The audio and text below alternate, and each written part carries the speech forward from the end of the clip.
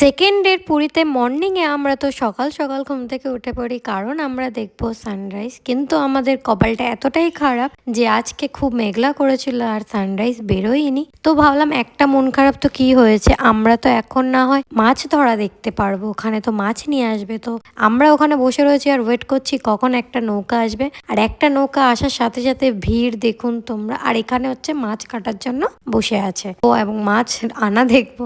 তার জন্য আমি চলে যাই একদম নৌকার সামনে, আর গিয়ে দেখি ওরা কত কষ্ট করে ওপরে তুলে নিয়ে আসে। তারপরেই বের করে ভেতরে যত পাথর ছিল ব্যাগে করে। এগুলো অরিজিনাল না ফেক সেটা আমি জানি না, কিন্তু এগুলো ব্যাগ থেকে বার করা হয়েছিল। তো তারপরে দেখি অনেক অনেক রকমের মাছ বার করেছে, আরো বের করছে। তো ওই দেখতে দেখতে আমি হাঁটতে হাঁটতে আবার চলে আসি ক্যামেরার ওখানে। আর তারপরে চলে আসে আমাদের সামনে মদন মোহন।